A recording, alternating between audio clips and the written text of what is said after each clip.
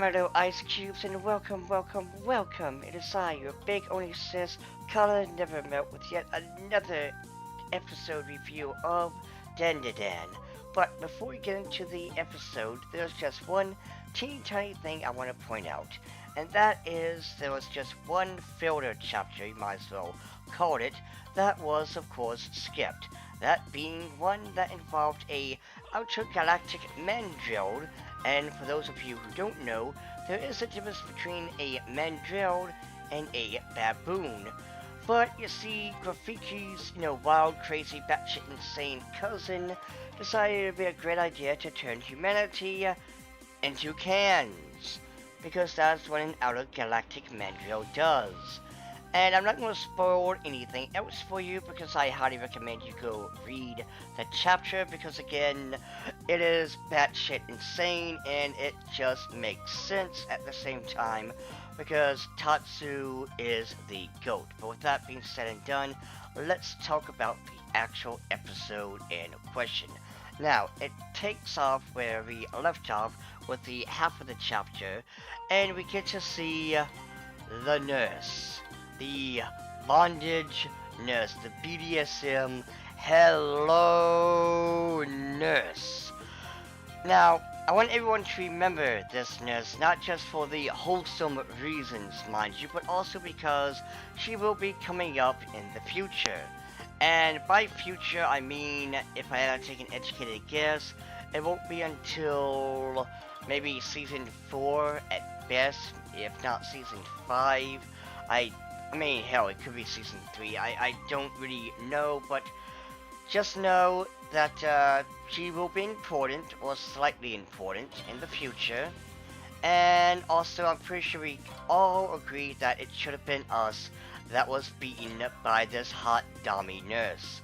With that being said, though, we find out that, of course, the nurse was curious as to who was bullying, because you see, the dummy nurse is literally zero tolerance. Not the BS that schools want you to think.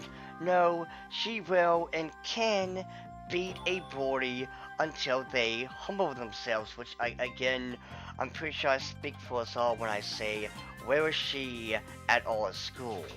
But I digress. So, our heroes, Eri, Okuvern, and Momo all have on, clothes to cover themselves. They all are trying to make up stories about, what the hell happened. They make sure that the, story is straight because, again, you can't really sit there and say, oh, we were basically abducted by aliens in this, pocket dimension. We went up against the Loch Ness Monster and the Dover Demon. Like, yeah, no, you really, honest to God, cannot say that because there's no one who would believe you.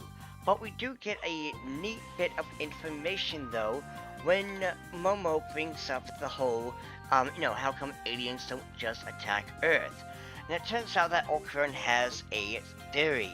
Not a game theory, mind you, a literal theory, that the yokai, and by yokai in this context, it's not just Japanese mythical creatures, but any and all mythical creatures from around the world are the protectors of any aliens that may want to attack, which you will see more of this in the future. Again, definitely season 2. I think it would be season 2. I got to re-look at it. So, but just know that it is true. The yokai slash spirits do protect humanity from a outer galactic threat, which is why aliens don't just bust down the door and say, hey, what's up? But with that being said, though, we then also get this funny little scene right here with Momo's friend, and I absolutely just love her friends. They're so comedic. And she's basically doing this little investigation thing, trying to come up with the reasons as to why, Momo and Okra were butt-ass naked. Again, it was absolutely hilarious. But we get what I like to call the best part, and not because we get to see Smug Aries, well, Smug, aka the mean face, but we get to see her true quarters, because at first she was like, yeah, I'm definitely going to ruin the name and the reputation of Momo. But then she gets, I guess you could say cold feet, because everyone is really hating on Momo, calling her floozy and everything like that, to which we get to see, like I said, her true colors. Avery comes clean, saying, no, it isn't what you think. I'm the one that told those lies. And I love this. I absolutely love that we get to see who she truly is. Even though she and Momo have beef, or at least she has beef with Momo, she isn't above being the bigger person and apologizing to Momo, or at least standing up for her when the chips are down. So again, huge props, and like I said before, people are gonna hate her at first, but they're gonna love her, after the acrobatic silky, arc. And I'm pretty sure this right here really, really seals the deal. And oh, before I forget, I do want to jump back to the whole, the scene with her friends and shit, because they did a great job with the Carter scheme, where I forgot the other girl's name, I do apologize, but she does a great job with the whole, using lights, and it really adds to the atmosphere. Again, this anime, the company, the creators, the ones in charge, do a fantastic job and make with the color schemes, the lights and stuff like that. It's a 10 out of 10. But anywho, so Airi is outside, banging her head on the bench, kind of an idiot. To which Momo's like, "Hey, stop! What's going on?" And they kind of sort of bond, but we, God, this whole episode was filled to the brim with hilarious moments, and this right here, this scene takes the cake.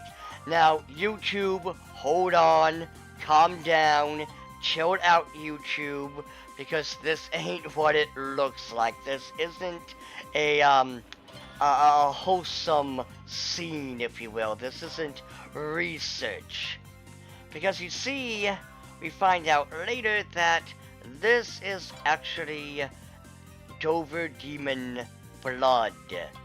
And I'll get to it more in a minute, but he basically kind of passes out, to which, we find out a little bit about his backstory, where he has a child, he's been taking odd jobs to make ends meet, his wife died due to this, illness that runs in his species, and so his child is sick, very, sad, very tear-jerking, and he is just a dad trying to, make ends meet to help save his son, because his son is on death's door, and, well, Momo, of course, isn't going to let that slide.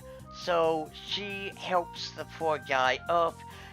Basically, they, get bandaged, and, okay, so I don't know how you guys feel about the whole Chopper from One Piece being called a Tanuki. I kind of sort of find it annoying at best, because how do you confuse a creature with hooves and antlers for a Tanuki that doesn't have any of those qualities? But you see, our Gilf here, the hot, sexy grandmother, calls our little Mr. Mantis Shrimp a Kappa. Now, mind you, Kappas don't have a tops on the head, and I was gonna make a thing where I tell you the history and, different Kappas in media, but in all fairness, Kappa, he says he's not an actual Kappa. I figured, nah, I'm just, Golduck from Pokemon's a Kappa, and, there's other examples in anime. I love anime, video games, stuff like that. But anywho, So Psycho calls him a Kappa for some reason.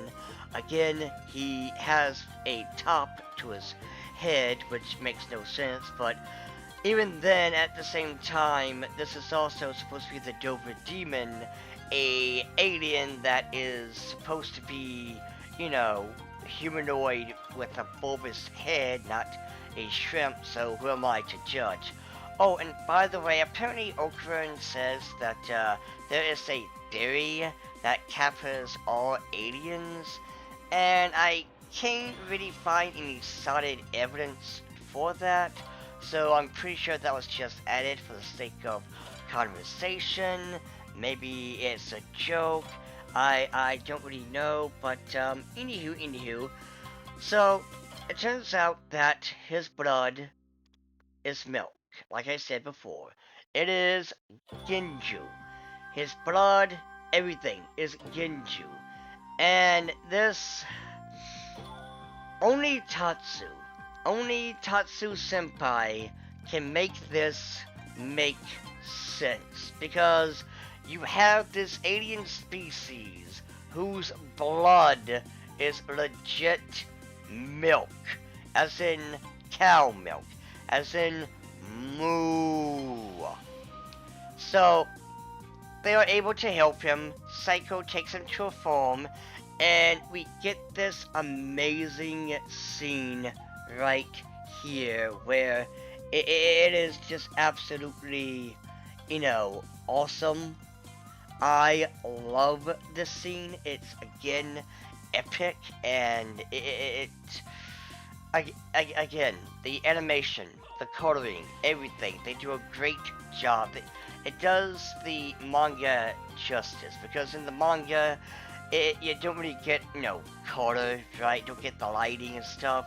But this right here, the detail, the amount of effort, massive props to the creators.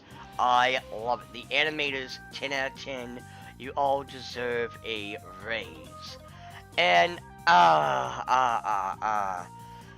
as much as I love the Gilf, it does annoy me greatly that even though she sees a UFO and an alien and all this and that, she still says no, there's no such thing as aliens, which, I'm gonna be honest with you, I kinda hate that trope in fiction, where it's just, honestly, you're gonna say there's no such thing as X. Meanwhile, here is this wild, crazy thing here, like, I'm sorry, that is my least favorite trope. I still love the Gilf, nonetheless, but still. But anywho, we then get to the cutscene, or not cutscene, but the next scene, where, they are asking for new uniforms, and, Granny Psycho is saying, hey, I'll give one to Eri and, Okran, but Momo has to do this thing, and I don't know what this is in a reference to. I'm pretty sure, like if I did a little bit more research, I probably would have found it.